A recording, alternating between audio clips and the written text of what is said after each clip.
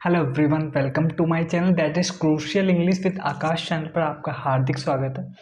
तो कैसे आज के इस वीडियो में मैं आपको कंप्लीट स्ट्रैटेजी एमटीएस की बताने जा रहा हूँ कि एसएससी एमटीएस की तैयारी आप इन लास्ट के डेज में किस तरीके से कर सकते हैं। तो गाइस सारी चीज़ें टॉपिक वाइज टॉपिक्स हम इस वीडियो में जानेंगे।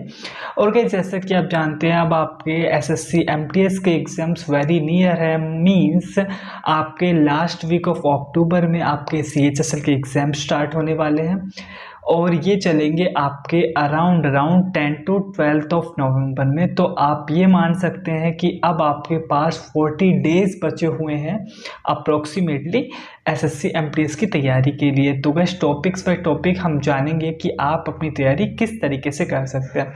पहले तो गाइस मैं बता देता हूँ आपको। देखिए एसएससी एमटीएस के लिए मैं सिर्फ आपको आज की इस वीडियो में इंग्लिश की स्ट्रैटेजी बताने वाला हूँ कि आपको इंग्लिश की स्ट्रैटेजी को किस तरीके से अपनाना है अपने डेली रूटीन में, ताकि आप अपनी तैयारी को नेक्स्ट लेवल तक लेके जा सको।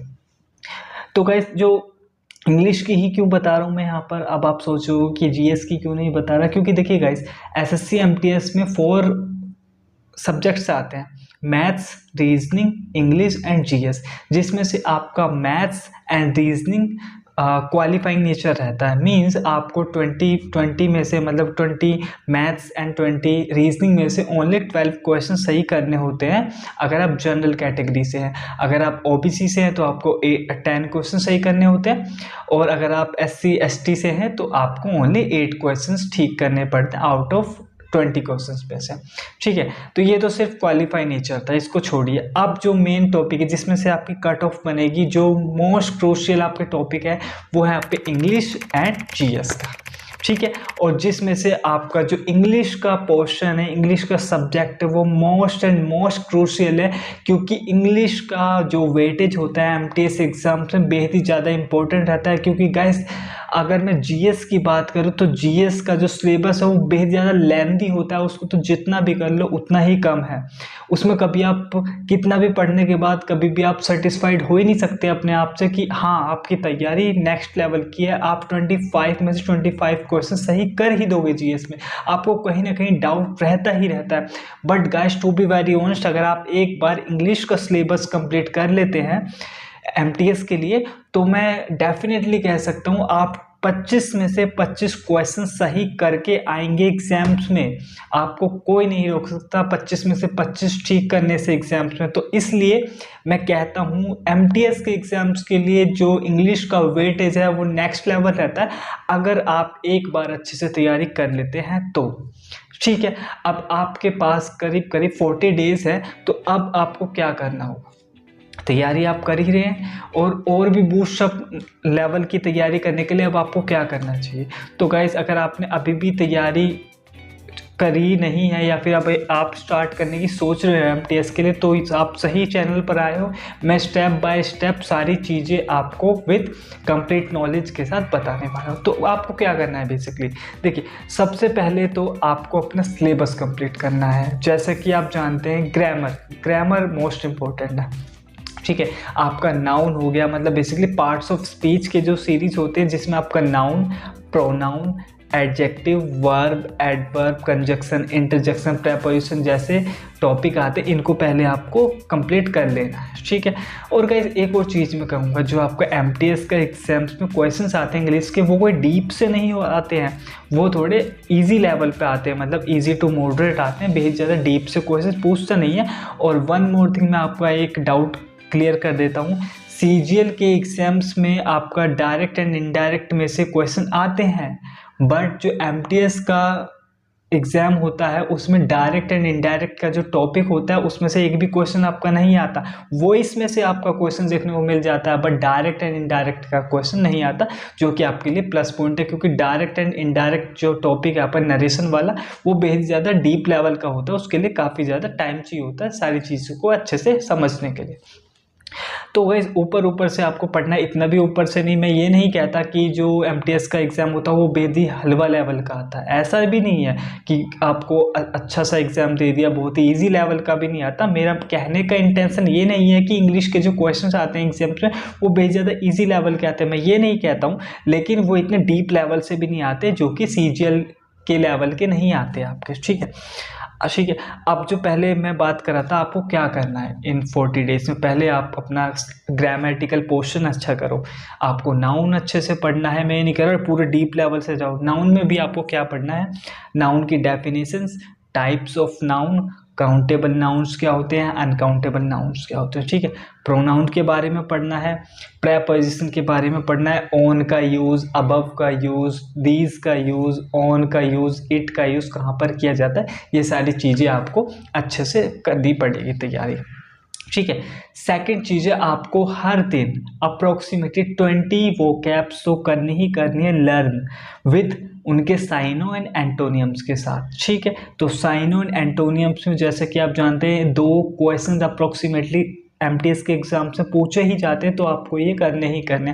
डेली वोकैब्स करिए, वोकैब्स के लिए आप कोई सी बुक ले सकते हैं। मैं अगर एक रिकमेंड बुक करूं, देखिए मैं गाइस यहाँ पर किसी भी बुक का नाम नहीं ले रहा हूं क्योंकि मैं किसी बुक का प्रमोशन नहीं करना चाहता। अगर मैं किसी भी बुक का नाम लूँगा तो आप सोचोगे कि भाई ये तो प्रमोशन करने आ गया, नहीं, मैं प्रमोशन करने के लिए नहीं कह रहा, बस मैं सिर्फ आपको बता रहा हूँ कि वोकैब के लिए अगर आपको चाहिए बुक एमटीएस के लिए, तो ये केडी कैंपस की नीतू मैम की वोकैब वाली बुक है, आप इसको ले सकते हैं। मैं फोर्स नहीं करूँगा क्योंकि मैं तो इसलिए करूँ क्योंकि मैं पर्सनली अगर मैं बात करूँ अपनी, तो मैं तो इसी के थ्रू तैयारी कर रहा हूँ इसकी, तो क्योंकि इसमें पहली चीज़ तो ये दोनों लैंग्वेज में अवेलेबल है, ठीक है, इंग्लिश में भी हिंदी में भी, दोनों में अच्छे तरीके से वेल एक्सप्लेन किया गया है, इसलिए मैं इसको प्रेफर कर रहा हूँ।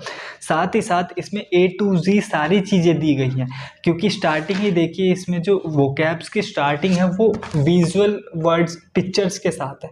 जब भी आप किसी भी चीज़ को याद करते हैं, अगर वहाँ पे फोटोग्राफीज़ होती हैं, कुछ कलरफुल इमेजेस होते हैं, तो वो इजी करना बेहद ज़्यादा अच्छा हो जाता है आपके माइंड के लिए, क्योंकि आपको रिलैक्स फील होता है और आपको अट्रैक्ट करते हैं ये पिक्चर्स और भी ज़्यादा चीज़ें सीखने के लिए, ठीक है। तो इस वजह से मैं आपको रिकमेंड कर रहा हूँ, अदरवाइज़ ये आपकी चॉइस है, आपको लेनी है लो, क्योंकि मैं यहाँ पर प्रमोशन नहीं कर रहा हूँ।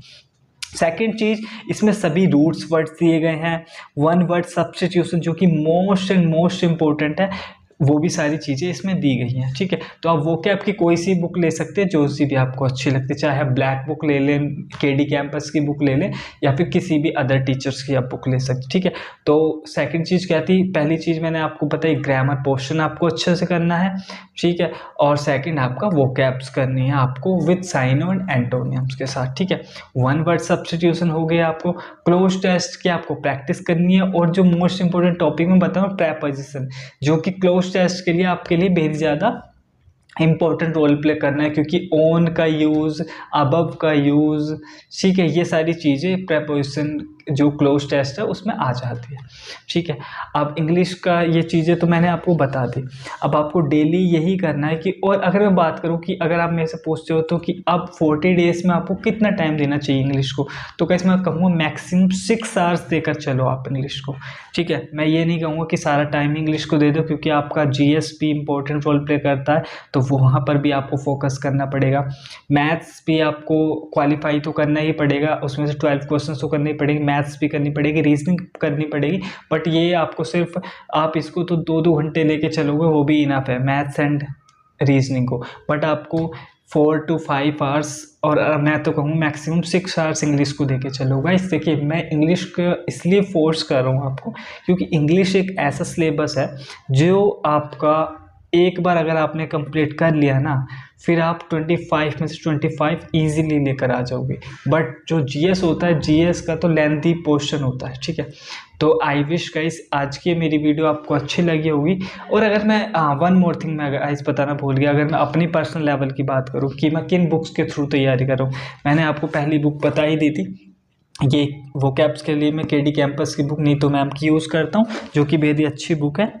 साथ ही साथ अब मेरी ग्रामर कंप्लीट हो चुकी है, तो मैं प्रैक्टिस के लिए ये सोनू रावत सर है, जो कि एसएससी अड्डा में पढ़ाते हैं इंग्लिश, तो उनके हैंड रिटन नोट्स हैं ये, इसमें कंप्लीट ग्रामर के हैंड रिटन नोट्स है विद कंप्लीट एक्सप्लेनेशन और with the help of examples. तो जैसा कि आप जानते हैं एग्जाम्पल्स इंपॉर्टेंट रोल प्ले करते हैं किसी भी चीज़ को अच्छे से वेरीफाई करने के लिए, मतलब कि अच्छे से समझने के लिए। तो उसमें एक से एक आपको एग्जाम्पल्स दिए गए हैं, साथ ही साथ अच्छे से हर टॉपिक को डिफाइन भी किया गया है। तो इसलिए अब मैं सिर्फ इसी के थ्रू जा रहा हूँ इस बुक के लिए, और साथ ही साथ इसमें सारी चीज़ें अच्छे से वेल एक्सप्लेन है और प्रीवियस ईयर्स के क्वेश्चंस भी दी गई, इसलिए मैं ये बुक प्रेफर करता हूँ। इसमें आपको हैंड रिटन नोट्स मिल जाते हैं, आपकी जो तैयारी है वो बूस्ट अप हो जाती है, मतलब कि जो आप एक तरीके से समराइज़ कर सकते हैं सारी चीज़ों को ग्रामर की, ठीक है।